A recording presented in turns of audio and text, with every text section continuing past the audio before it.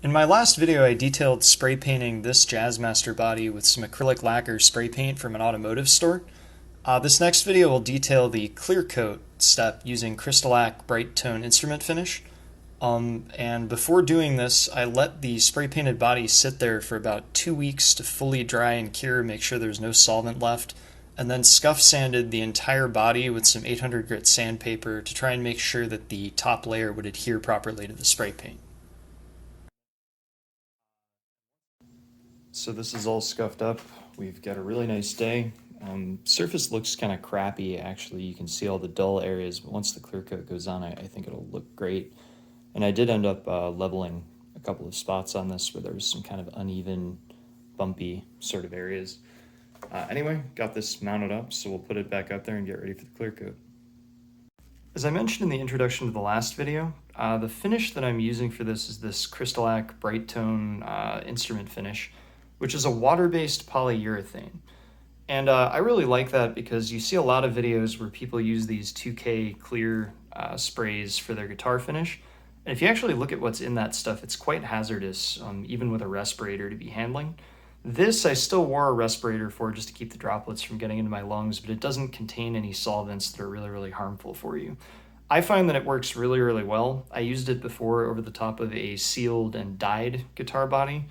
I've never seen anyone use it over the top of acrylic spray paint, but I emailed the manufacturer of this, and it even says on the back that as long as you scuff sand, that you are able to finish this over the top of acrylic and have it work just fine, and my test piece came out great.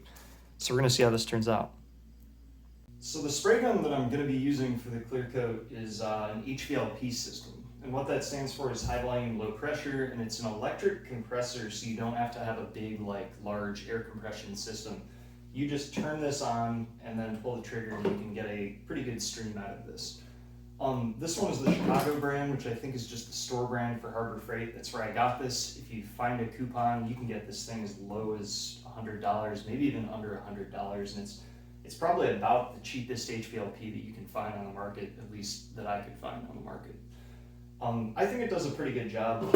It's made out of plastic in most places, so it's a little bit cheap. You can definitely tell that it's not as high quality as one of the professional type spray guns that you get at like a paint store or for real professional work, but it did the job just fine. The one that I got comes with 3 different needles with different aperture sizes for this little nozzle, and you disassemble this gun and install these, and I'm using the 1mm, which is the smallest opening, to get a really fine stream. I've used this twice now, and I think it does the job really well. You can't go wrong with it as a start, so probably a good thing to get.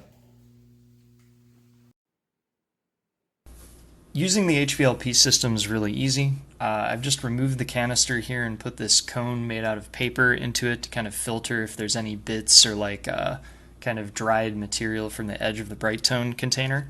And I just pour that through the paper cone into the canister, which I'll then screw back into the gun and then get ready to spray. So the method for actually spraying the body is really pretty similar to the way that I did the spray paint in the previous video.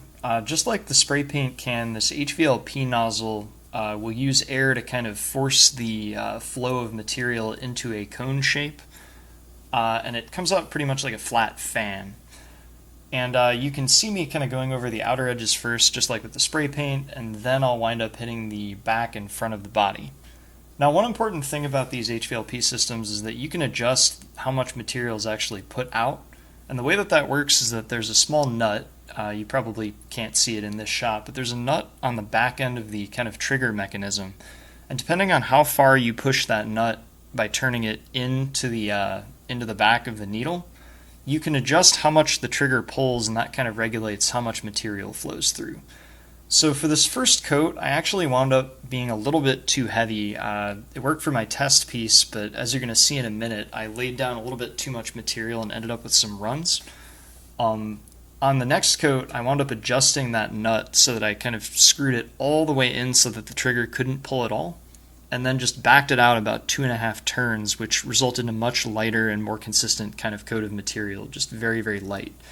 You really want to go very light with this stuff and be careful, because if you pile it up, because it's water-based, it doesn't evaporate very quickly and it'll kind of run.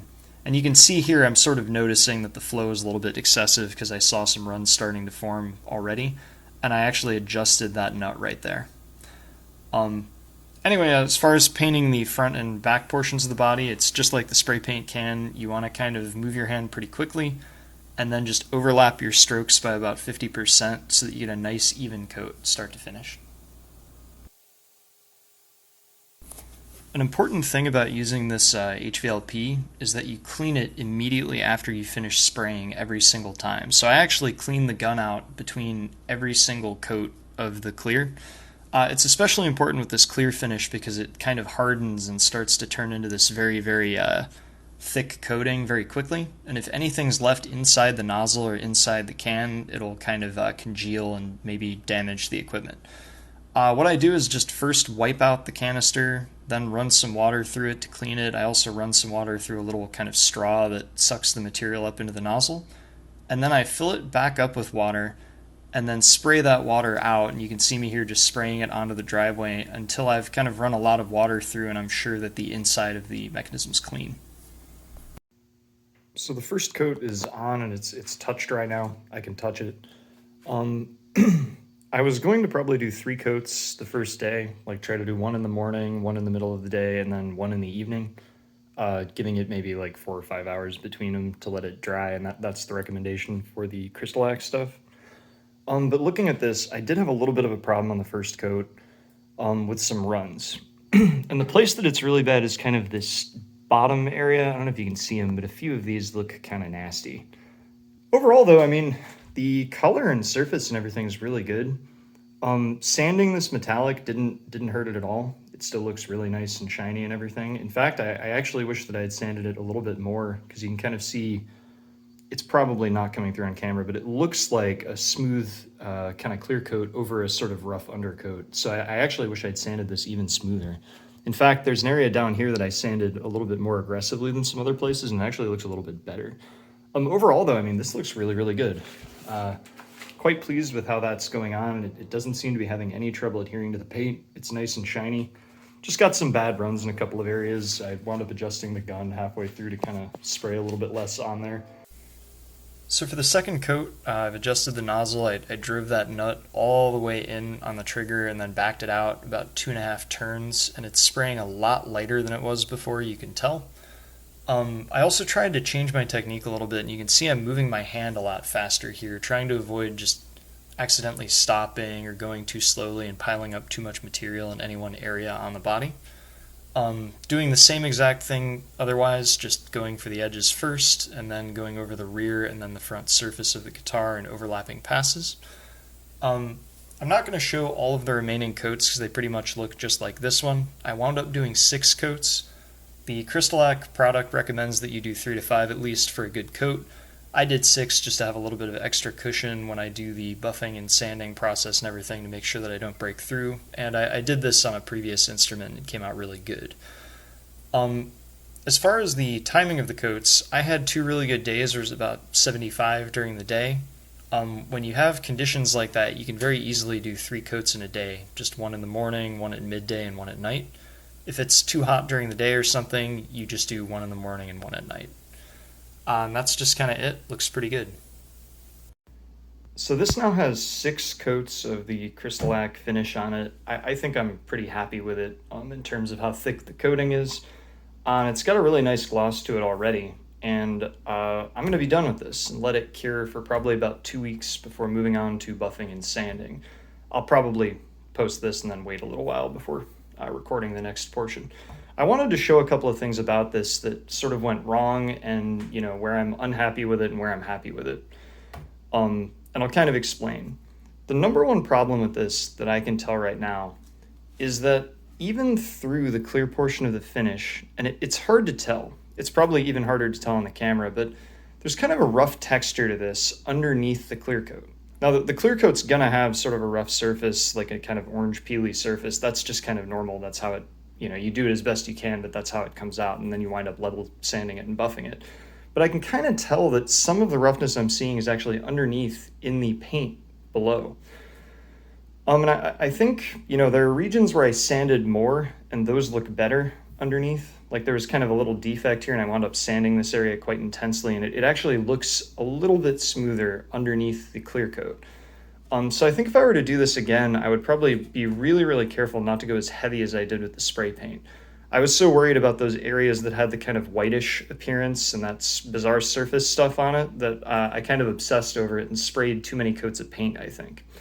You'll also remember, if you watched the video of me spray painting this, that there was an area on the back especially where the can started to spit. And maybe you can see this, but do you see the kind of dark areas on this? You should definitely be able to see the dark areas on this, like right here especially. And what I think happened is that I sprayed the can over it, the spit kind of went on it, and you had these areas that had droplets. And with this type of spray paint underneath the clear coat, what will happen is that the solvent will sort of dissolve the layers below what you hit with a fresh layer. And when the can spit like that, you ended up really heavy in these areas with like a concentrated drop, and it sort of changed the orientation of the layers underneath. So even though I sanded it smooth and had a couple layers on top, you can still see it. You see it through. Maybe I should have let it fully dry, sanded it all down, and then put layers over the top of that instead of the way I wound up doing things, or maybe just avoid that situation in the first place. Other than those two things, I'm really, really happy with how everything turned out, and those are really problems with the paint step, not with the clear coat. With the clear coat, though, I do have a couple of areas where there were runs in the finish. I actually tried to correct some of the runs. They happened early. They happened like the first coat. And I tried to correct some of them when there was only one coat on the guitar, which is a big mistake because I then wound up sanding through. Fortunately, I just sprayed more layers over it, and you can't even tell where I sanded through. But there's a few areas, such as around the horns here, and especially on this like bottom edge, where there's some runs and drips. So I'll have to kind of get rid of those, and I'll show a trick on how to do that during the sanding portion of this. But that's really no big deal.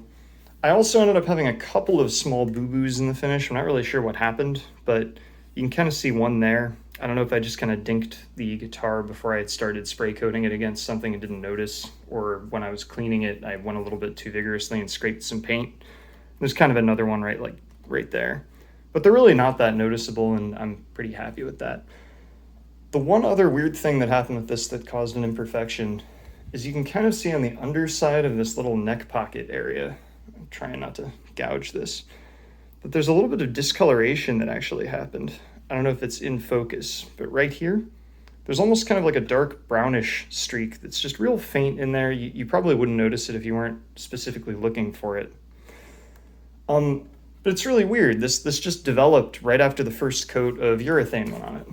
And I'm not exactly sure what it is. I have a theory which the screws that I had mounted this thing to my spray jig with are these, and they're just zinc coated kind of wood screws. And I don't see any sign of corrosion on any of them, but I'm wondering if maybe one of them somehow got a little rusty with the water-based finish and a little bit of it kind of leaked off onto that area because it's right by where the screws went in. Or maybe the zinc that's present in the coating on this, I don't know, caused some reaction that we weren't anticipating or something like that. After that first coat, I went out and got some stainless steel screws, and I didn't see that problem happen again. So just something to keep in mind if you're going to do this, I guess. Anyway, though, overall, really happy with how this went. I do think that the paint looks a little rough underneath, but we'll see after I smooth this top layer out with sanding and buffing process and get it really, really perfect, or as perfect as I can get it, if that becomes more or less obvious. I would say overall, I think that this combination of stuff to do, using an acrylic spray paint and then coating the Crystalac over it works just fine. And if I practiced my technique a little bit more, I bet I could get a much, much better finish with these exact same tools. And I think this is going to turn out pretty good. So I'll probably post this and then come back after I've done the sanding and buffing a couple of weeks from now. So stay tuned.